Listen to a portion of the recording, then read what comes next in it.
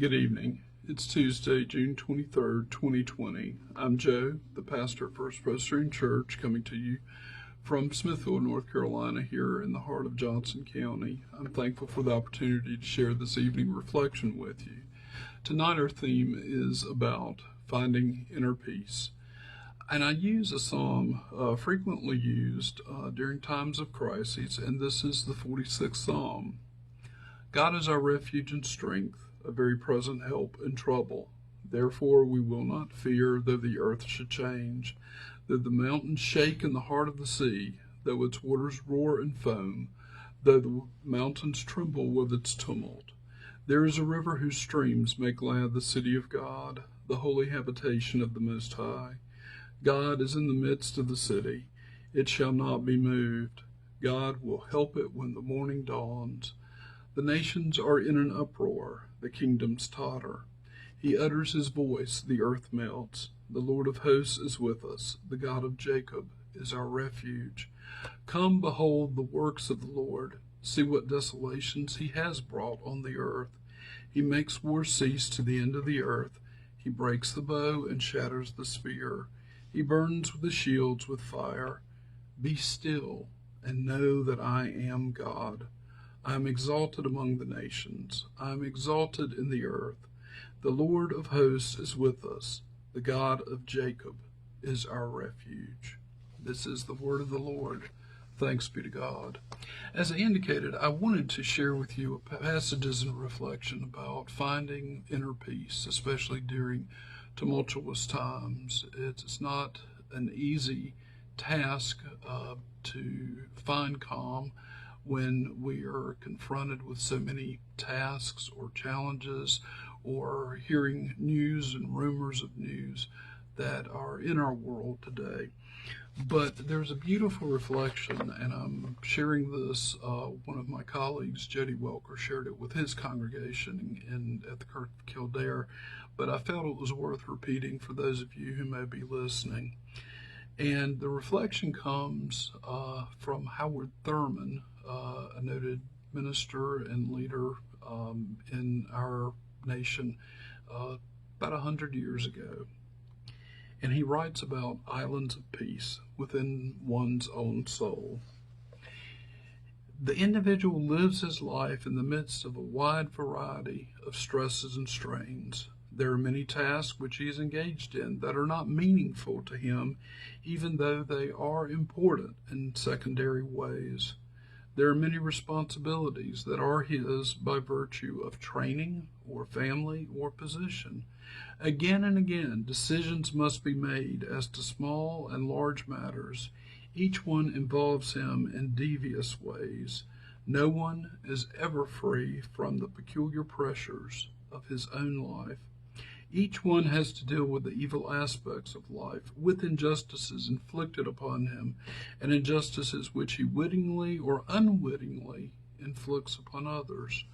We are all of us deeply involved in the throes of our own weaknesses and strengths, expressed often in the profoundest conflicts within our own souls. The only hope for cessation, the only hope of stability for the person, is to establish an island of peace within one's own soul. Here one brings for review the purposes, the dreams to which one's life is tied. This is the place where there is no pretense, no dishonesty, and no adulteration. What passes over the threshold is simon pure. What one really thinks and feels about one's own life stands revealed. What one really thinks and feels about other people, far and near, is seen with every nuance, honestly labeled. Love is love, hate is hate, fear is fear. Well within the island is the temple where God dwells, not the God of the creed, the church, the family, but the God of one's own heart. Into his presence one comes with all of one's problems and faces God's scrutiny. What a man is, what the plans are, what his authentic point is, where his life goes, all is available to him in the presence. How foolish it is, how terrible, if you have not found your island of peace within your own soul. It means that you are living without the discovery of your true home. This comes to us from Meditations of the Heart by Howard Thurman. This past week has been challenging and difficult for me in many ways, as I know it has been for many of you. We continue to see an increase of the pandemic here in North Carolina as things have begun to open up. There are more hospitalizations, there's more strife and chaos in the news, and we are faced by many challenges right now, and finding this inner island of peace that we can return to encounter the holy, to encounter the other, that is God. We are all seeking in our own ways. I indicated it was difficult for me last week. I said farewell to 3 very special people, 2 funerals that I conducted and another I attended, of people I've worked with and known and respected. And we give thanks to God for their lives and their time among us, but we also feel their absence very keenly. And so this time can also be a time of mourning and grief, and finding this inner island of peace, I think, can be beneficial to all of us, but it's a practice that is cultivated with prayer.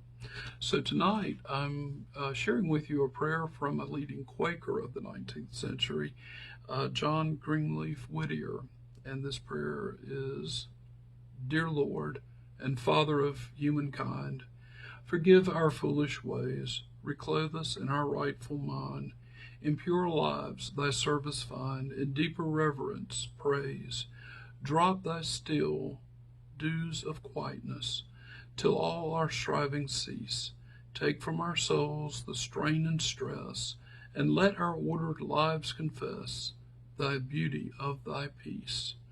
Breathe through the heats of our desire thy coolness and thy balm. Let sense be dumb, let flesh retire. Speak through the earthquake, wind, and fire, O still small voice of calm.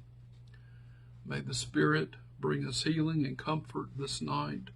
The light and love of Christ watch over us. The peace of God be with us until we meet again. Good night.